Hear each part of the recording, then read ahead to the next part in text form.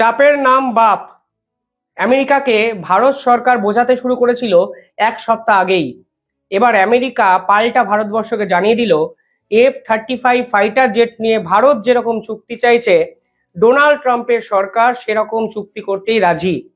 America সরকার ভারতবর্ষকে যখন এই কথাগুলো বলেন, নিঃসন্দেহে এর পিছনে কিছু কূটনৈতিক কারণও জড়িয়ে থাকে। আমি কালকে একটি ভিডিও বানিয়েছিলাম যেখানে ডোনাল্ড ট্রাম্প নরেন্দ্র মোদীর ভূয়সী প্রশংসা করেছিলেন। তিনি বলেছিলেন, Modi is a hard negotiator, he is smart এবং আমার খুব ভালো বন্ধু। অর্থাৎ নরেন্দ্র মোদী এবং ভারতবর্ষ বর্তমান সময়ে F-35 নিয়ে শেষ মুহূর্তে অবধি নেগোশিয়েট যেভাবে করেছে, তাই আমেরিকা সরকারেরও চক্ষু চড়ক গাছ হয়ে গেছে। ভারত সরকার কি বলেছিল এবং আজকে পাল্টা আমেরিকা যুক্তরাষ্ট্র ভারতকে অফিসিয়ালি কি জানালো, সবকিছু নিয়ে আজকের এই ভিডিওতে আপনাদেরকে সোজা সরল ভাষায় বলবো। ভিডিওটি শেষ অবধি দেখবেন এবং দেখলে বুঝবেন বর্তমান অশান্তকর জিওপলিটিক্যাল সিনারিওতে আমেরিকা এবং ভারতবর্ষের এই চুক্তি যদি হয়, তাহলে নিঃসন্দেহে অনেক সমীকরণ কিন্তু বদলে যেতে পারে। যারা এই ভিডিও দেখছেন তাদের ছোট্ট একটা অনুরোধ, চ্যানেলটি ভালো লাগলে একটু সাবস্ক্রাইব করে জিওপলিটিক্যাল পরবর্তী ভিডিওর জন্য আপডেট সংগ্রহ করবেন। ভারত সরকার কি বলেছিল F-35 ফাইটার জেট নিয়ে? ভারত সরকার আমেরিকাকে কড়া চিঠি দিয়ে বলেছিল, এই যে F-35 চুক্তি ডোনাল্ড ট্রাম্প, নরেন্দ্র মোদী এবং এই ভারত সরকারের সঙ্গে করার জন্য বারংবার অনুরোধ করছেন, সেই ডিল হতে হবে গভর্নমেন্ট টু গভর্নমেন্ট ডিল। অর্থাৎ এই যে F-35 প্রস্তুতকারক সংস্থা লকহিড মার্টিন, এদের সঙ্গে ভারত সরকার কোনো ডিল করবে না, এবং যদি ডিল করে তাহলে এই ধরনের সংস্থা আমেরিকান এয়ারফোর্সকে ঠিক যত টাকা F-35 ফাইটার জেট বিক্রি করেছে সেই টাকাতেই ভারতবর্ষকে দিতে হবে। অর্থাৎ অতিরিক্ত কোনো লাভ এই ধরনের সংস্থাকে দিতে রাজি ছিল না ভারত সরকার। পরবর্তীকালে আরো একটি ক্লজ ভারত সরকারের পক্ষ থেকে আমেরিকা যুক্তরাষ্ট্রকে দেওয়া হয়। ভারত বলে, এই যে F-35 ফাইটার জেট, এই পার্টিকুলার ডিল যদি ভারত সরকার করে তাহলে আমেরিকা যেন কখনো না ভাবে এটি একটা অনন্তকারী ডিল, অর্থাৎ সারা জীবনের জন্য আমেরিকা এবং ভারত সরকার একে অপরের থেকে এই ধরনের ডিলের সুবিধা নেবে। এটি একটি হবে স্টপ গ্যাপ অ্যারেঞ্জমেন্ট। অর্থাৎ ভারত আমকা আমকা ফাইটার জেট কিন্তু বাজারে নিয়ে আসছে 2027-এর শুরুতে। এই আমকা ফাইটার জেট হলো ভারতের 5th জেনারেশন ফাইটার জেট। ভারত সরকার অফিসিয়ালি জানায়, যতদিন অবধি আমকা ফাইটার জেট বাজারে না আসছে ততদিন অবধি F-35 ফাইটার জেট আমেরিকার থেকে নেবে ভারতবর্ষ। যখন আমকা ফাইটার জেট বাজারে চলে আসবে, তারপরে আর নতুন কোনো ফাইটার জেট আমেরিকার থেকে পারচেস করবে না ভারতের ডিফেন্স সংস্থাগুলো। অর্থাৎ সব মিলিয়ে ভারত সরকার বুঝিয়ে দেয়, তারা কিন্তু দিনের শেষে মেড ইন ইন্ডিয়া প্রজেক্টে বিশ্বাস করছে এবং বর্তমান সময়ে দাঁড়িয়ে মেড ইন ইন্ডিয়া প্রজেক্টেই ভরসা রাখতে চাইছে। পাশাপাশি এই পার্টিকুলার কথাবার্তায় আরো একটা কথা কিন্তু আন্তর্জাতিক স্তরে প্রতিষ্ঠিত হয়। কি প্রতিষ্ঠিত হয়? অনেকে বলছিলেন আমেরিকার উপর বড় বেশি ডিফেন্স ডিপেন্ডেবিলিটি ভারত সরকারের পক্ষ থেকে চলে আসছে, অর্থাৎ নির্ভরযোগ্যতা।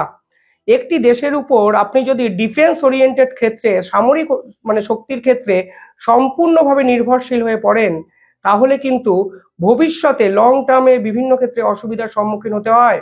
আজকে ডোনাল্ড ট্রাম্প ক্ষমতায় আছেন, যিনি ভারতবর্ষের বিভিন্ন কাজের প্রশংসা করেন, যিনি ভারতবর্ষের প্রধানমন্ত্রীর অত্যন্ত ভালো বন্ধু।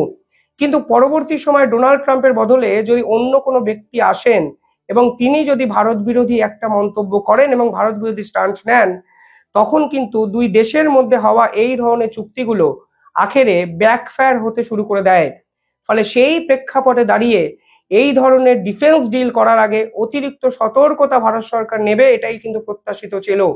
কিন্তু অফিসিয়ালি ভারত সরকার যখন জানিয়ে দিয়েছে, আমাদের কাছে first priority AMCA 5th generation fighter jet, যা ভারতবর্ষে তৈরি হচ্ছে, যা 2027-এ বাজারে চলে আসবে। অর্থাৎ আমরা 2 বছরের জন্য এই ধরনের চুক্তি তোমাদের সঙ্গে করতে চাই এবং এই 2 বছরের ফাইটার জেট তোমাদের থেকে আমরা কিনতে চাই। তখন কিন্তু নিঃসন্দেহে ভারতের কূটনৈতিক দূরদর্শিতার ছাপ পাওয়া যায়, তা আন্তর্জাতিক স্তরও কিন্তু বলতে শুরু করেছে। এবার আমেরিকার পক্ষ থেকে একটি চিঠি আসে। আমেরিকা সরকারিভাবে জানায় ভারত সরকার যা চাইছে আমেরিকা সেই শর্তে রাজি, এবং সকলকে চমকে দিয়ে তারা বলে ভারতবর্ষে ফ্যাকো প্ল্যান্ট প্রযুক্তির একটি মেশিনারি সিস্টেম তারা তৈরি করবে, যেই সিস্টেমে তারা আমেরিকা থেকে বিভিন্ন কারিগর পাঠিয়ে, ইঞ্জিনিয়ার পাঠিয়ে F-35 ফাইটার জেট ভারতবর্ষেই তৈরি করবে, যা অনেকটা রাশিয়ার দেওয়া প্রস্তাবের পাল্টা হিসাবে অনেক রাজনীতিবিদই কিন্তু মনে করছেন। রাশিয়ার সুকোই 57 যখনই ভারতবর্ষকে অফার করা হয়, তখন তারা বলেছিলেন F-35 এর যে বাজার মূল্য তা কিন্তু সুকোই 57 এর থেকে অনেকটা বেশি, এবং এটা বাস্তব অনেকটা বেশি। এবং এই পার্থক্য যদি দেখেন, আপনারা দেখবেন কয়েকশো কোটি টাকার পার্থক্য। সে সময় বলেছিল রাশিয়া যে আমরা শুধুমাত্র সুকোই 57 ফাইটার জেট ভারতবর্ষকে দেবো সেটা নয়, আমরা এর সম্পূর্ণভাবে টেকনোলজি ট্রান্সফারও ভারতবর্ষে করব।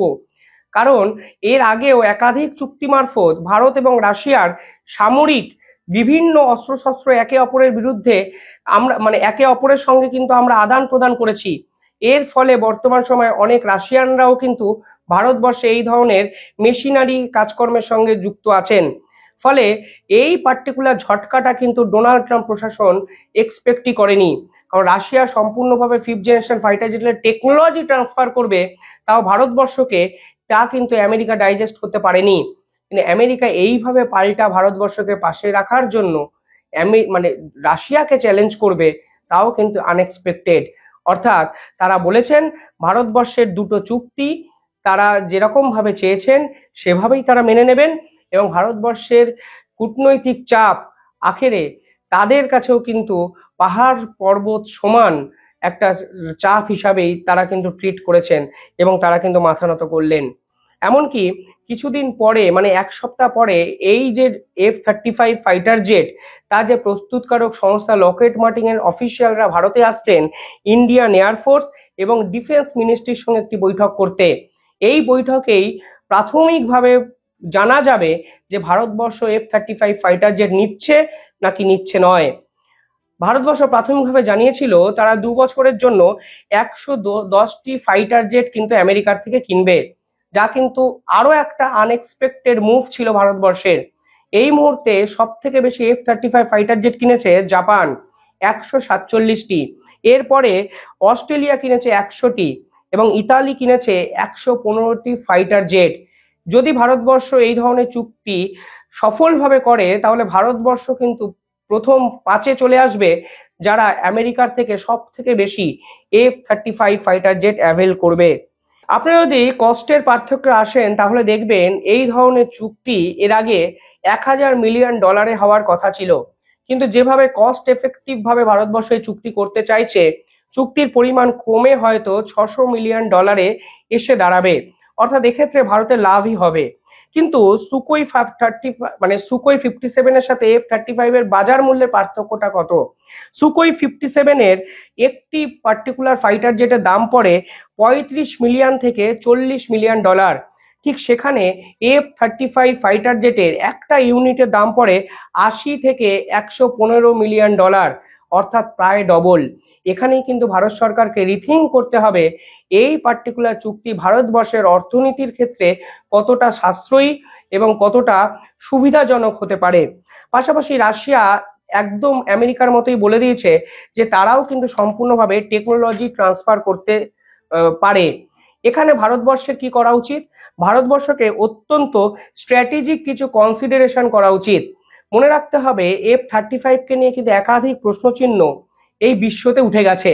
এর আগেও আমেরিকার সাথে ভারতের একাধিক ডিফেন্স রিলেটেড চুক্তি হয়েছে, কিন্তু প্রতি ক্ষেত্রেই ভারতবর্ষ যে 100% বেনিফিটেড হয়েছে তা কিন্তু বলা যাবে না। কারণ এর আগে ভারতবর্ষ F-404 ইঞ্জিন আমেরিকাকে অর্ডার দিয়েছিল, তা কিন্তু ডেলিভারি করার সময় আমেরিকা ডেডলাইনকে ক্রস করে গেছে অনেকটা। পাশাপাশি F-414 ইঞ্জিন যখন আমেরিকার কাছে $1 বিলিয়ন অর্ডার দেওয়া হয়, কিছুদিন পরেই দেখা যায় আমেরিকা বলে $1 বিলিয়ন এই পুরো কর্মকাণ্ডটা করা সম্ভব নয়, এই পুরো কর্মকাণ্ডটা শেষ করতে $1.5 বিলিয়ন প্রয়োজন। অর্থাৎ প্রতি ক্ষেত্রেই দেখা গেছে কন্ট্রাক্ট ভায়োলেট করেছে আমেরিকা যুক্তরাষ্ট্র, যদিও সে সময় ডোনাল্ড ট্রাম্প ছিলেন না। কিন্তু বর্তমান সময়ে আমি যদি ধরেও নিই এই ডিলটি গভর্নমেন্ট টু গভর্নমেন্ট হচ্ছে, তা সত্ত্বেও কিন্তু মাথায় রাখতে হবে এই ধরনের কন্ট্রাক্ট ভায়োলেশন যদি F-35 কে কেন্দ্র করে হয়, তাহলে ভারতবর্ষের কিন্তু আখেরে লাভের থেকে লোকসানটাই অনেক বেশি হবে। কারণ আপনি যদি এই ধরনের ডিল করেন, তাহলে রাশিয়ার সাথে ভারতবর্ষের যে বন্ধুত্বপূর্ণ সহাবস্থান তাও কিন্তু বিঘ্নিত হতে পারে। পাশাপাশি কিছুদিনের পর যদি ডোনাল্ড ট্রাম্পের সরকার ইউসেজ কন্ডিশন এই F-35 এর উপর লাগায়, তাহলে কিন্তু অত্যন্ত কঠিন একটা সমস্যার মধ্যে ভারত সরকার পড়তে পারে। ইউসেজ কন্ডিশন কি? ধরুন আমেরিকা বলল, আমাদের সঙ্গে যাদের বন্ধুত্বপূর্ণ একটা আচরণ যারা করে সে সকল রাষ্ট্রের বিরুদ্ধে আপনি এই ধরনের ফাইটার জেটকে ব্যবহার করবেন না। তাহলে কি করবেন? এই মুহূর্তে ভারতবর্ষে অনেক রাশিয়ান বিজ্ঞানীরা কিন্তু আছেন। হঠাৎ হঠাৎ করে যদি আমেরিকা বলে এই রাশিয়ানদের হাতে যেন F-35 এই ফাইটার জেট না যায়, তাহলে ভারত সরকার ঠিক কোন পন্থায় F-35টা এদের থেকে আলাদা করে রাখবেন? অনেক ধরনের সমস্যা আসতে পারে। পাশাপাশি জার্মানি কিছুদিন আগে যে দাবি করেছিল এবং ভারত সরকারকে সতর্ক করেছিল যে F-35 একটি কিল সুইচ আছে, সেই কিল সুইচ অ্যাপ্লাই করে ডোনাল্ড ট্রাম্প বা আমেরিকা সরকার যখন ইচ্ছা F-35 ফাইটার জেটকে বিকল করে দিতে পারে। ফলে সেই পুরো বিষয়গুলো কিন্তু ভারতবর্ষকে অত্যন্ত গুরুত্ব সহকারে চিন্তার আওতায় নিয়ে আসতে হবে। কিন্তু সব মিলিয়ে অ্যাডভান্টেজ ভারতবর্ষ এখন, মানে বল ভারতবর্ষের কোর্টে, এবং নিঃসন্দেহে এটা ভারতবর্ষের কূটনৈতিক একটা জয়। কারণ যেভাবে ডোনাল্ড ট্রাম্প প্রশাসন প্রথম থেকে ভারতের উপর চাপ সৃষ্টি করার চেষ্টা করেছিল, সেই চাপের কাছে মাথা নত করে এই প্রথমবার আমেরিকা যুক্তরাষ্ট্র হয়তো কোনো দেশকে বলল, আপনারা যা বলবেন আমরা সেটাতেই রাজি। কমেন্টে জানাবেন ভারতবর্ষের কার সঙ্গে চুক্তি করা উচিত, সুকোই 57 রাশিয়ার সঙ্গে নাকি আমেরিকার F-35 ফাইটার জেটের সঙ্গে? কমেন্টে জানাবেন। ধন্যবাদ।